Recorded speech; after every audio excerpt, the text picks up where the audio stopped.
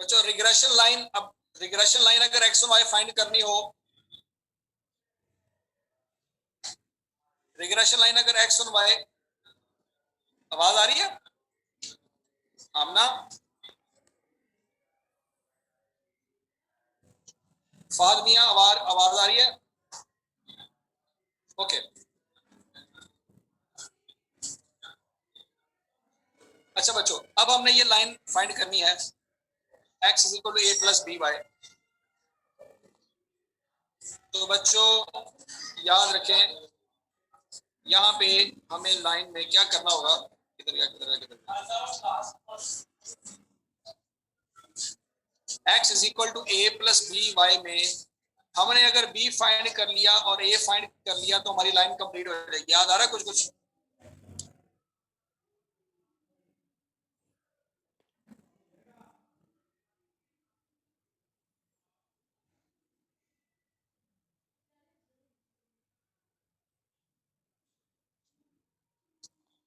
अच्छा, अब इसमें बच्चों बी एक्स वाई में को वेरियस ऊपर आएगी, नीचे वेरियस ऑफ वाई आएगी।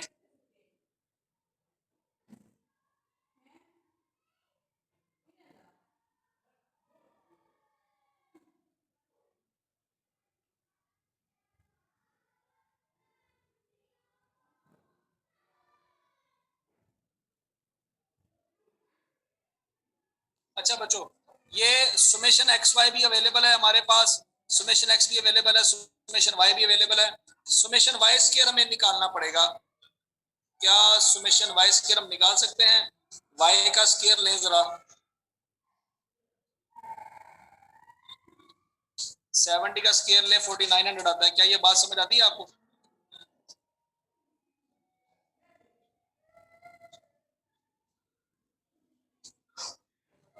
सिक्सटी फाइव का स्क्वायर लें, 65 का स्क्वायर लें तो 4225 आता है।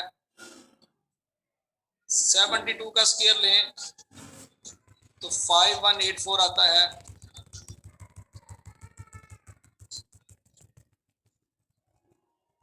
47 का स्क्वायर लें तो 2209।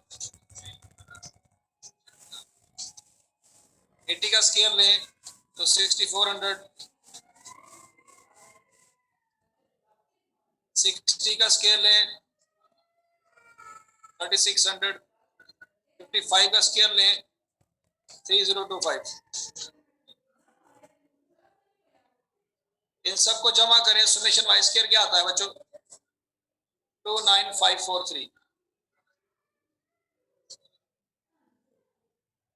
29543 आता है सबको?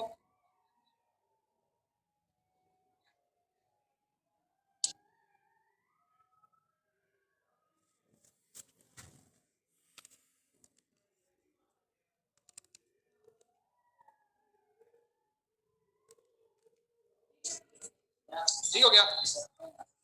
अच्छा अच्छा बच्चों, बी एक्स वाई में ये वैल्यूज पुट करें।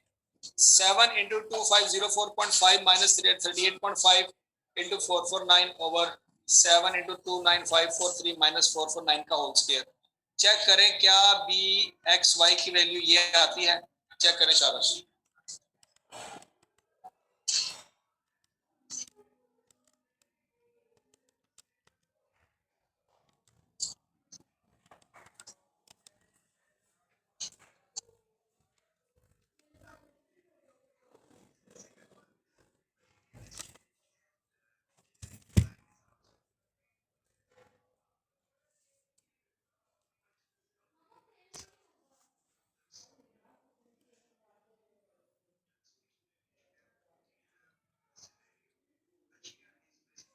ओ भाई, ओए ओए नाल दी बिल्डिंग में जाओ, उत्थे किते जा ओ ओदे विच गए ते भी।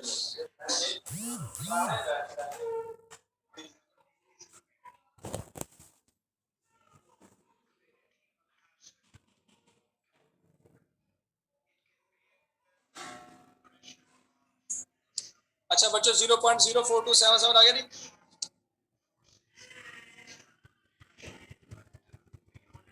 ओके अच्छा बच्चों आगे देखो, इसको राउंड ऑफ करके 0.047 कर सकते हैं। राउंड ऑफ कर लें 0.047। अच्छा बच्चों अब जरा देखो x is equal to a plus b y है। अगर मैंने a फाइंड करना हो तो बी वाई उधर जाके माइनस हो लेगा।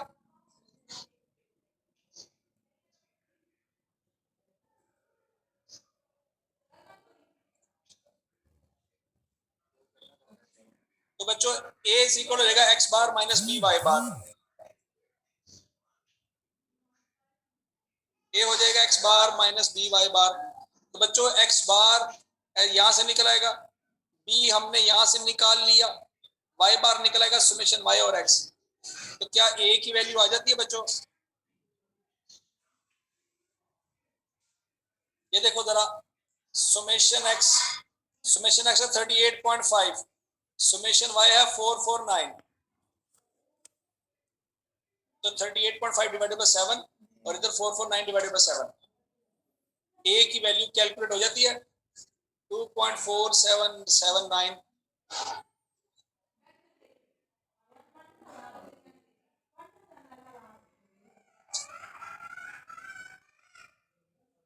तो बच्चों हमारे पास b भी आ गया और a भी आ गया। तो हमारी इक्वेशन बन जाएगी x is equal to a plus b Y.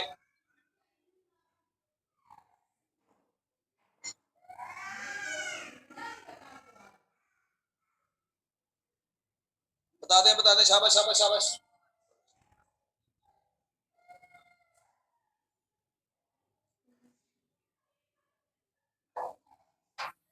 अच्छा बच्चों, देखो रिग्रेशन इक्वेशन का क्या फायदा है। फर्ज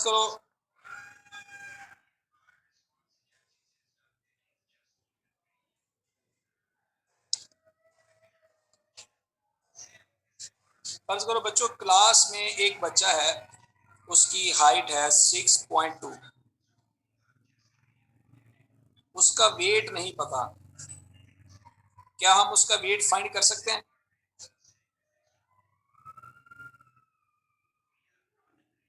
एक बच्चा इमरान है, उसकी हाइट पता है हमें 6.2 है, लेकिन वेट नहीं पता उसका। मुझे बताओ बच्चों ये 6.2 x की वैल्यू है या y की वैल्यू है?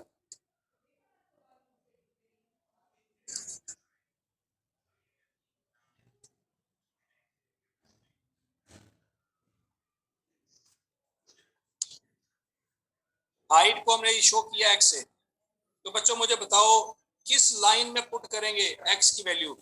लाइन y ऑन x में पुट करूं या लाइन x ऑन y में? कौन सी लाइन यूज करेंगे?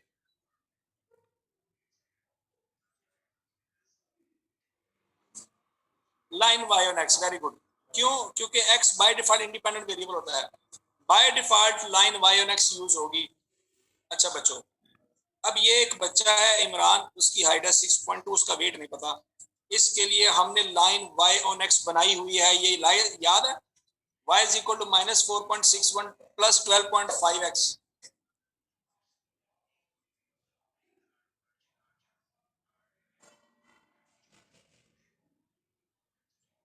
तो बच्चों यहाँ पे x की जगह मैं पुट कर दूंगा 6.2, x की जगह मैं 6.2 पुट कर दूंगा, तो मेरे पास y की वैल्यू आ जाएगी।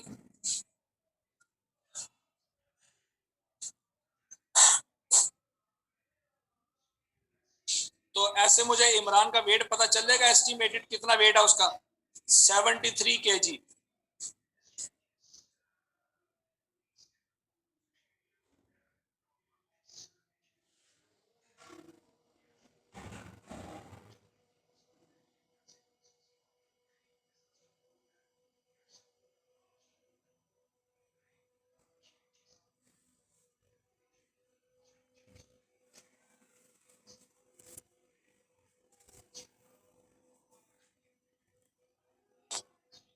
ये बात समझ आएगी बच्चों?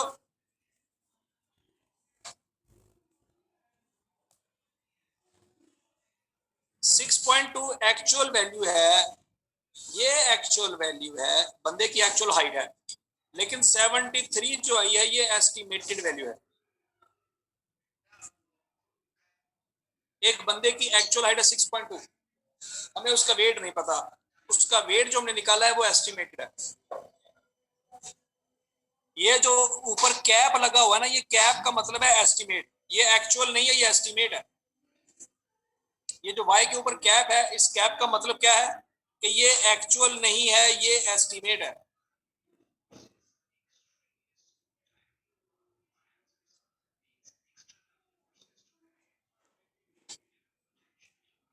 अच्छा बच्चों, अब वापस चलते हैं।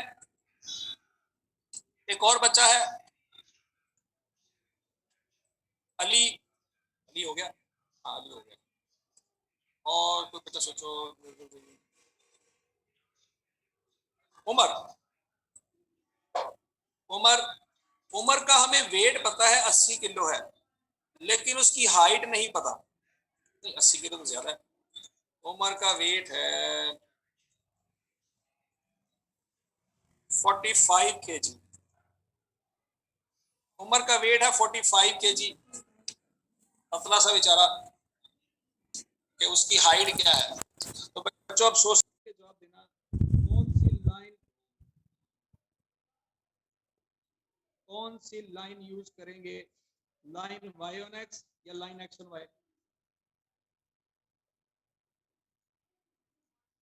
बस देख लो, मुझे पता चल जाता है। अब हम लाइन यूज करेंगे x ऑन y। क्यों? यहाँ पे अब y इंडिपेंडेंट है, x डिपेंडेंट है। जो फिगर, जो वैल्यू आपको गिवन होगी, अगर आपको वेट गिवन है कि 45 kg है, तो क्या कहते हैं, इक्वेशन यूज करेंगे x ऑन y। लेकिन अगर आपके पास हाइट गिवन है 6.2, तो जो इक्वेशन यूज करेंगे y ऑन x। जो वैल्यू गिवन होगी उसको इंडिपेंडेंट वेरिएबल के तौर पे ट्रीट करेंगे। क्या ये बात समझ आ रही है?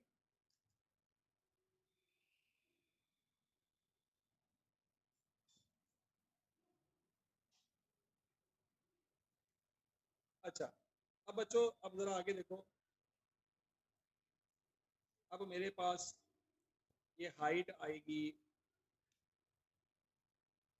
हाइट है मेरे पास 45, सॉरी वेट है मेरे पास 45 kg। तो इस इक्वेशन में पुट करेंगे एक्स और वाई में। तो मुझे बताएं इस बंदे की हाइट कितनी आएगी। वाई की जगह 45 पुट करेंगे,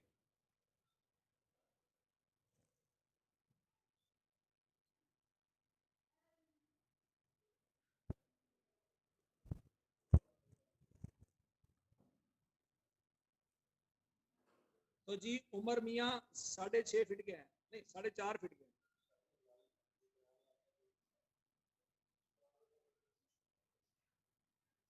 उमर मियाँ कद, कद निकालो कद।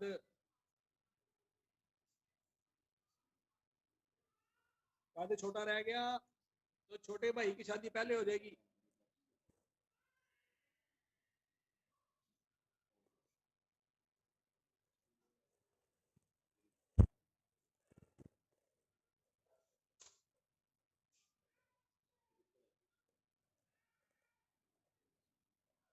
ठीक है जी। अच्छा बच्चों, ये सबको समझ आ गया जी। एक्स की वैल्यू गिवन होगी तो कौन सी क्वेश्चन यूज करनी है, वाई की वैल्यू गिवन होगी तो कौन सी क्वेश्चन यूज करनी है।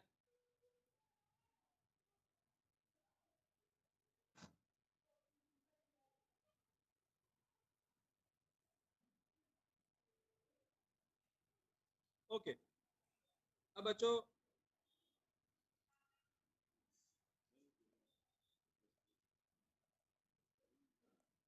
अब बच्चों मेरी बात सुने याद ध्यान से। यहां से जो y रिग्रेशन इक्वेशन से जो y की वैल्यू निकलती है, वो जो है वो एक्चुअल नहीं होती, वो एस्टिमेट होती है। क्या ये बात याद है? जो रिग्रेशन इक्वेशन से जो y की वैल्यू निकालते हैं वो एक्चुअल नहीं होती, वो एस्टिमेट होती है। अब जरा बच्चों इधर देखो, ये अली मियाँ थे, ये अली की एक्चुअल हाइट थी, ये अली का एक्चुअल वेट था। क्या ये बात समझ आती है?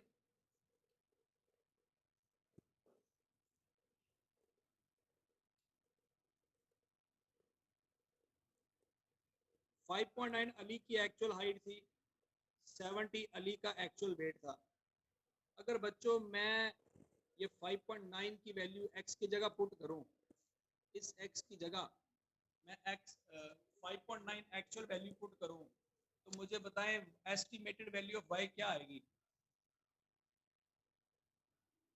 एस्टिमेटेड वैल्यू ऑफ y क्या आएगी? शाबाश शाबाश बताओ।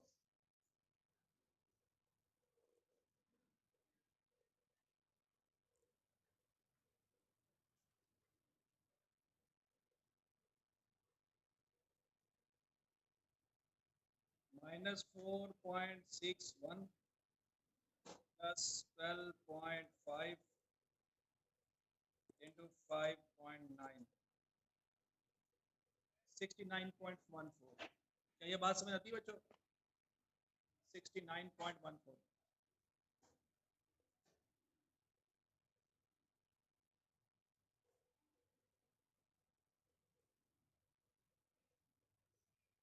अच्छा बच्चों देखो 69.14 एस्टिमेटेड वेट है इस बंदे का, और इसका एक्चुअल वेट कितना है? 70।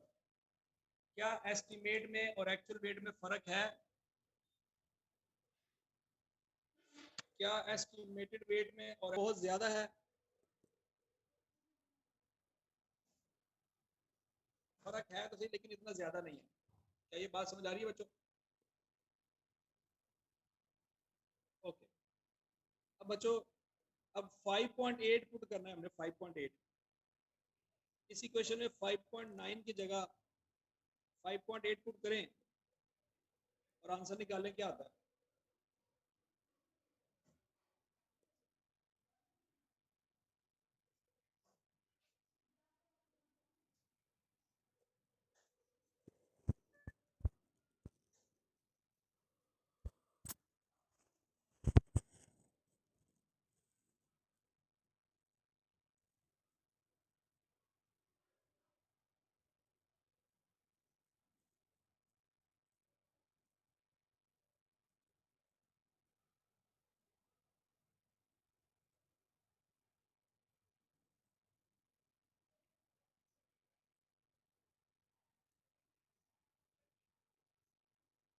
ठीक है, 67.89 सबको समझ आ गया बच्चों?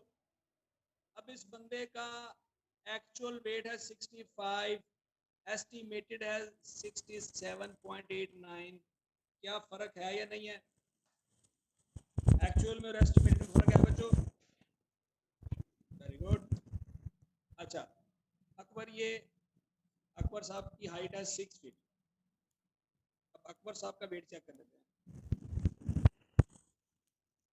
6.0 यार है 70.39। अकबर साहब का एस्टिमेटेड वेट आ रहा है 70.39, एक्चुअल में वेट है इसका 72। क्या ये बात समझ आ रही है?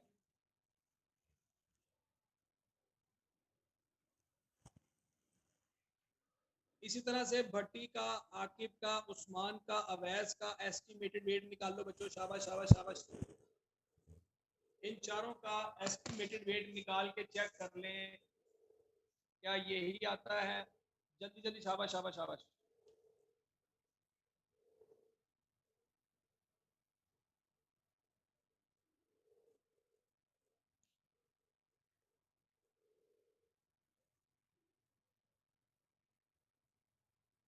ओके। अच्छा बच्चों अब जरा गौर से देखो, हम देख रहे हैं कि एक्चुअल वैल्यू में और एस्टिमेटेड वैल्यू में फर्क है। एक्चुअल वैल्यू में और एस्टिमेटेड वैल्यू में फर्क है।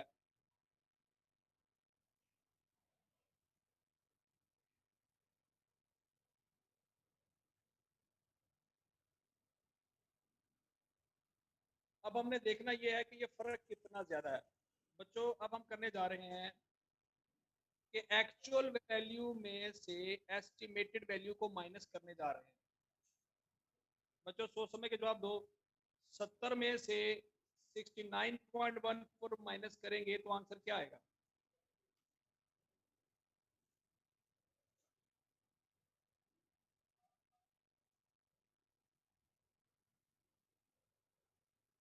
जीरो 0.86 प्लस का क्या ये बात समझ आती है? 0.86 प्लस का, वेरी गुड, यानी कि इतना डिफरेंस है। अब बच्चों अगली वैल्यू, अहमद का वेट था 65 एक्चुअल, लेकिन हमारे मुताबिक, हमारे फार्मूले के मुताबिक उसका वेट आ रहा है 67.89। डिफरेंस तलाश करें, कितना डिफरेंस है दोनों में।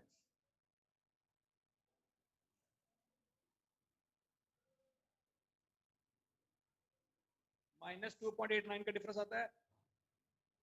आमना शौकत, -2.29 नहीं आता।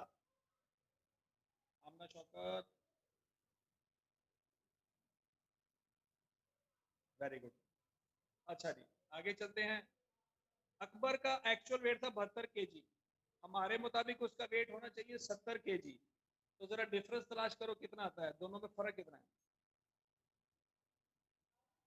1.61, वेरी गुड। आगे अकबर साहब हो गए।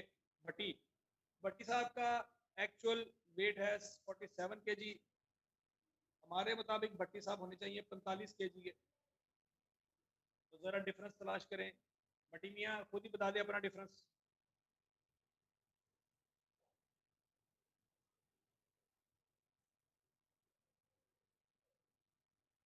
1.61, वेरी गुड। अच्छा जी, आकिब, आकिब मियाँ का एक्चुअल वेट है 80 kg और एस्टिमेटेड वेट है 66 kg। इतना ज्यादा ह्यूज डिफरेंस आया, इतना ज्यादा ह्यूज डिफरेंस आया। कितना डिफरेंस आया जी? 13.36 का। ये देखो जरा, 13.36 का डिफरेंस आया। ये खाता है तो लगाता भी है, या ये खाता है लगाता बिल्कुल भी नहीं।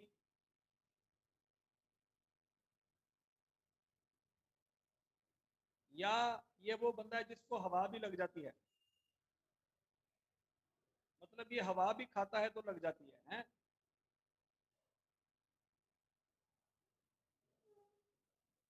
ओके।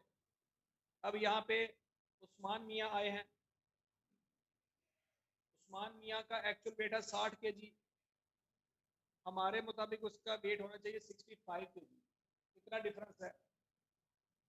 5.39 का, लेकिन 5.39 माइनस का, वेरी गुड। अब आए अवैस मियाँ। अवैस मियाँ का एक्चुअल वेट है 55 kg, हमारे मुताबिक एस्टिमेटेड वेट है उसका 64 kg। कितना डिफरेंस है? 9.14 kg का डिफरेंस है। क्या ये सारी बातें समझ आ गई बच्चों?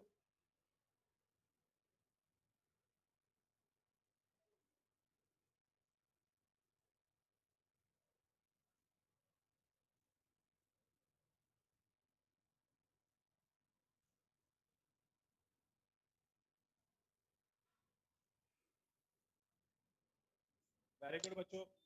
अच्छा, अब अगर मैं सारी वैल्यूज को जमा करूं बच्चों, कुछ वैल्यूज प्लस की हैं, कुछ वैल्यूज माइनस की हैं, अगर मैं सारी वैल्यूज को जमा करूं तो कितना डिफरेंस आता है? 0.02, ऐसे ही है।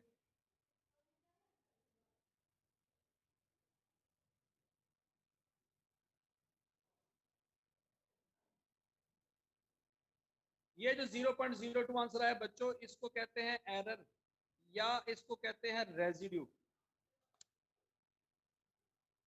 Summation y minus y cap का जो आंसर आया है, इसको कहते हैं एरर, रिग्रेशन का एरर या रेजिड्यू।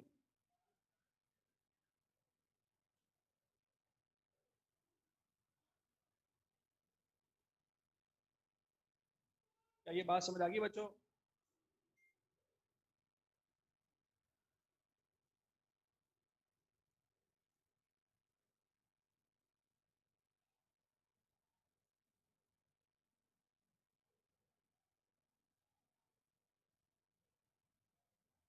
ओके बच्चों, अब बच्चों याद रखना, ये एरर आना नहीं चाहिए था। आइडियली, आइडियली इनका डिफरेंस आता है 0 के बराबर। आइडियल सर्कमस्टांसेस में ये डिफरेंस आता है 0 के बराबर। अब आइडियल का मतलब क्या है बच्चों? अब जरा गौर से याद करो, आपको पता होना चाहिए ये वैल्यू 4.61 एक्चुअल एस नहीं थी, इसको राउंड ऑफ किया था, याद है? ये बी की वैल्यू को हमने राउंड ऑफ किया था।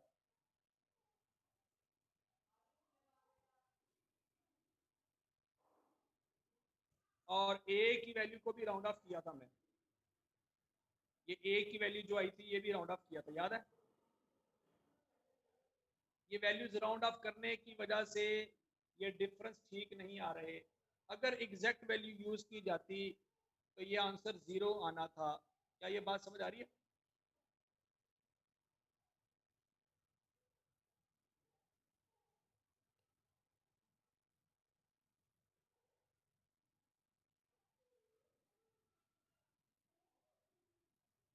अच्छा बच्चों, याद करो, कई हजार करोड़ साल पहले मैंने आपको बताया था कि दो चीजों का डिफरेंस 0 आता है। क्या कुछ याद है? अपनी याददाश्त पे थोड़ा सा जोर डालें।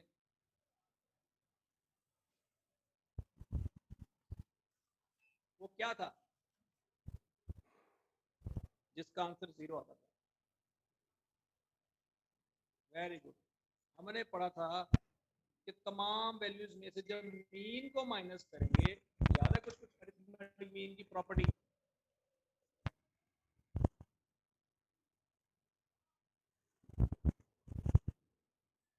जब वैल्यूज में से मीन को माइनस करेंगे तो आंसर 0 आता था। और हमने चैलेंज किया था कि एक्स बार के अलावा any value other than X bar, उसका आंसर कभी भी 0 नहीं आएगा। ये चैलेंज है, आज तक ये चैलेंज है कि एक्स बार के अलावा दुनिया की जो मर्जी वैल्यू माइनस कर लें, आंसर कभी 0 नहीं आएगा। याद आ रहा है कुछ कुछ?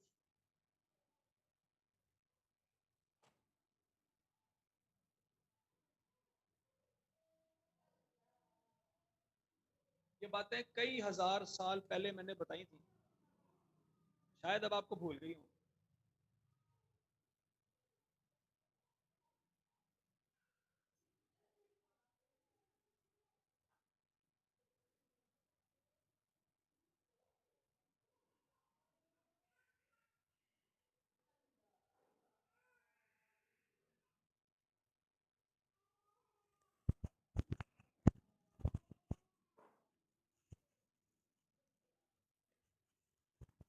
अच्छा जी, अब बच्चों, अब ये दूसरी दफा ऐसे हुआ है कि दोबारा आंसर 0 आ गया है दोबारा। हमने तो कहा था ये आंसर 0 कभी आ ही नहीं सकता, लेकिन रिग्रेशन में भी आंसर 0 आ गया है। क्या ये बात समझ आ रही है?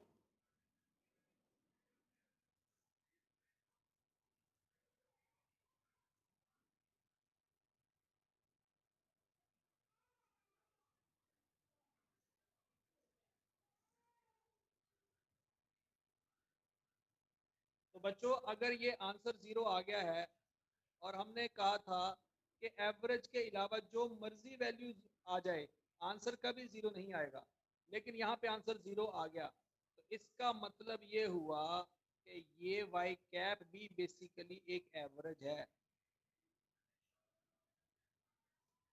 क्या ये बात समझ आ रही है? वाई कैप भी एक बेसिकली एवरेज है, क्योंकि आंसर 0 आ ही तब सकता है जब एक एवरेज में से माइनस करें।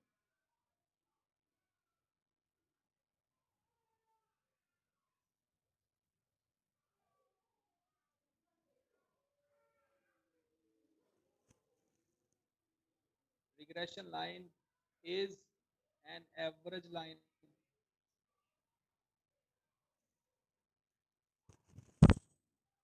Regression line is an average line.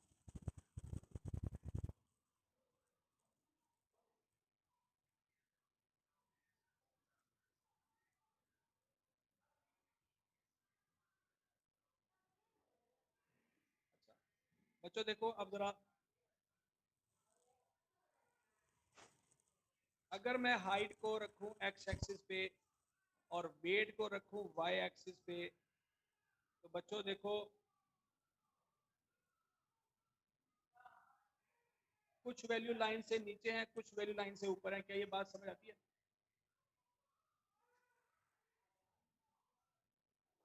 कुछ का डिफरेंस पॉजिटिव आता है, कुछ का डिफरेंस नेगेटिव आता है, फिर पॉजिटिव, फिर नेगेटिव।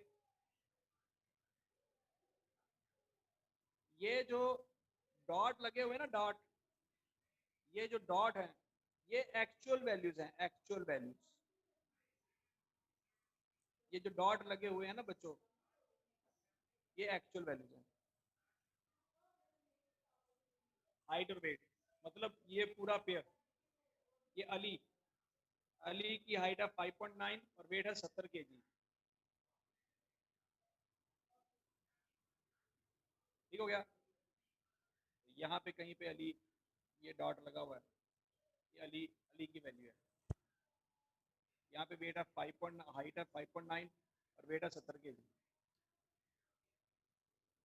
ये जो डॉट हैं ये एक्चुअल वैल्यूज हैं।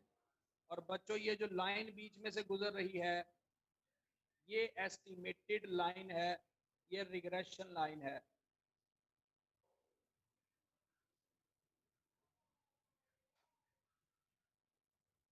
ये रिग्रेशन लाइन है। क्या ये बात समझ आ रही है?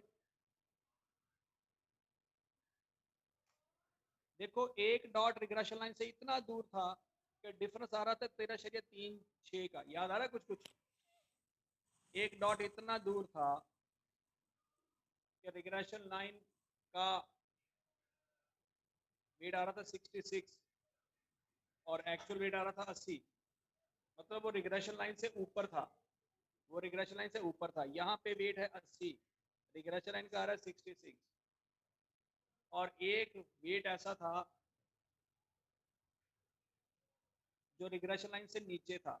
मतलब रिग्रेशन लाइन के मुताबिक वेट होना चाहिए 64, लेकिन उसका एक्चुअल वेट था 55। ये वाला डॉट लाइन से नीचे था, नीचे।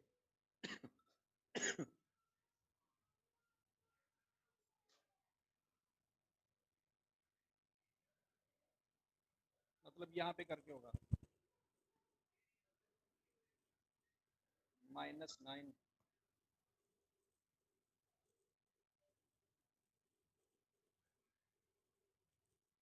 -9.14।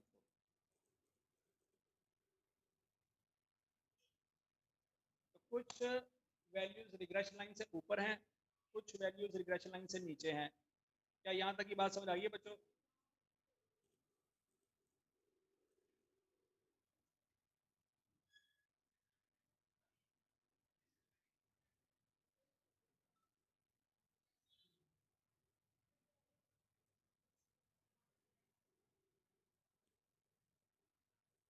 अच्छा, अब बच्चों यहाँ तक कि आपको बात समझ आ गई होगी।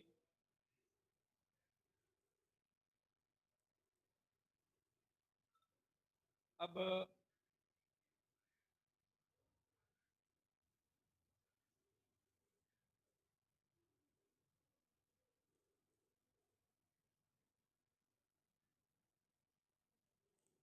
बच्चों आज के लिए इतने काफी है, कल से आगे कंटिन्यू करेंगे, ठीक है?